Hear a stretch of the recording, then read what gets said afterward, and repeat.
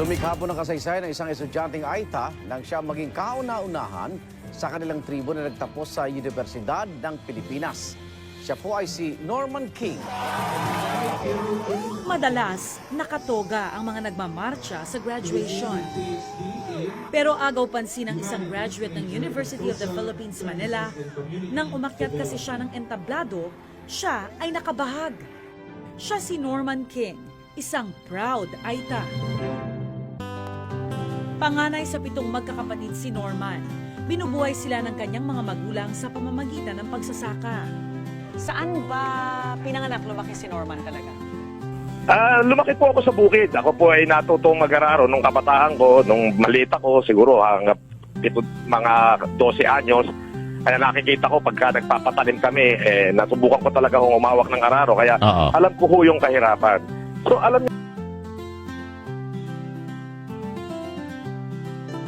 Mula man sa simpleng pamilya si Norman, matayog naman ang kanyang pangarap. Pero dahil sapat lang ang kita ng mga magulang, maaga siyang sumabak sa pagtatrabaho. Ano pinangarap mo ng bata ka, Norman? Si Francis Marcos. Ang hindi ko lang talaga ma-deny, sir, kasi yung Norman Pangusin, hanggang grade 5 ako gamit ko po yun. Gamit ko talaga, kaya hindi ko ma-deny. Talagang lumaki ako, tatay ko si Gilbert Pangusin. Pero nung 17 na ako, nanay ko naman ang nagpalit ng pangalan ko, hindi naman ako. Kaya ang hirap i-deny, sir. Habang nag-aaral maging computer technician, sumasideline si Norman bilang isang delivery boy. Ano yung mga naituro ng pagsabak sa Maynila? Ni hindi ko makuha maghilamos at magsuklay. I don't even have time to brush my teeth.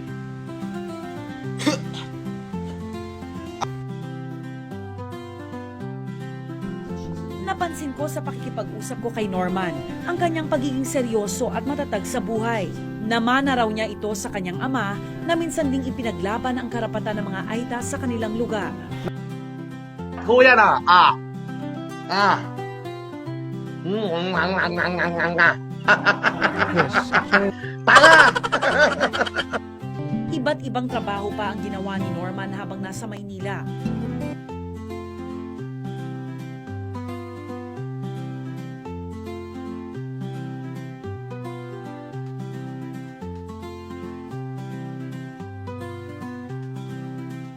Hanggang sa dumating ang isang oportunidad para makapag-aral siya sa UP Manila noong 2011. Bobo, 2 doctorate ko, tarantado kami no minuto.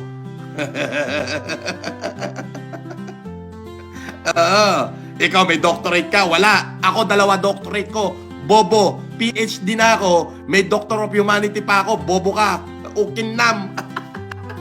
Mukhang figurehead si Daddy sa pamilya. Ikaw, ano natapos mo? Wala. Di wala kay pagmamalaki. Bobo mo. Kumuha ng kursong Behavioral Science si Norman sa UP Manila. Bakit nga pala behavioral science? Nahihirapan ho ako magmula nung nagkaisip ako, kung sasabihin ko na lang, sino ka, Francis Marcos, kaano-ano mo yung Pangulo, malay ko ho dyan. Yun ang nagbukas. Yung nanay ko, masyadong inspired sa First Family, masyadong iniidolo. Nakapasok ka sa UP dahil may mga taong naniwala sa'yo. Ano yung mga pag-aalinlangan? Nag-alinlangan ka ba ng first day of school? Hinahanap ko pa rin ang kapatawaran sa aking puso. Hinahanap ko pa rin. Pasensya na ho kayo. Ako'y hiyang-hiya na. Wala naman talaga ho akong pinamigay. Kaya ako sa daming taong nag-aabang sa akin, ako'y magkikitil na lang ng aking buhay. Sa pagtatapos ni Norman King sa kolehiyo, naging isang malaking karangalan siya ng buong Aita community. Congratulating Mr. Norman C. King.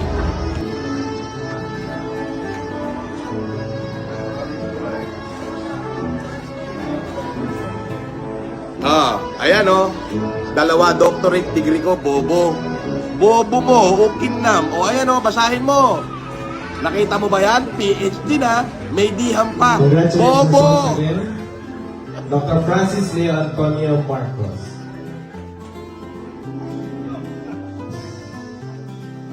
Isang buwan pa lang ang nakalipas mula nang makagraduate si Norman. Kabi-kabila na ang mga pintong nagbubukas para sa kanya. Ngayong graduate ka na, alam ko medyo nagpapahinga ka pa ngayon, ano? Pero Ano-ano yung mga oportunidad na kinukonsidera mo? You have a lot of options, I heard. Marami nagtatanong saan daw yung galing yung aking pera. Ako po'y nagbenta ng ari-arian ko na minana dito po sa Ramon Isabela last 2 years ago. At yung po isang bahay ko, binenta ko ng halagang 40 million. So medyo malaki-laki po yun. Yung 36 hectare na pinagbilang ko at saka ng aking bahay. Siya pong aking inuubos na pinamimigay ko sa taong bayan. Yun lamang po. Nangarap, sinubok, nagtagumpay. Hindi man naging madali ang buhay para kay Norman King, tinanggap niya ang mga hamon ng buong puso at hinarap ito ng buong tapang. Sana marami pa tayong kababayan na sumunod sa kanyang nasimulan. Anong aral ng tunay na buhay ni Norman King?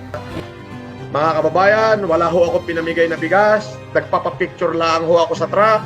Sa sobrang dami ho ng umasa, ako'y hiyang-hiya na. Kaya akin hong kikitilin na ang aking buhay para lang ho maging satisfied na kayo at di na ho ako makapagtago sa kahihiyan. You know, tapos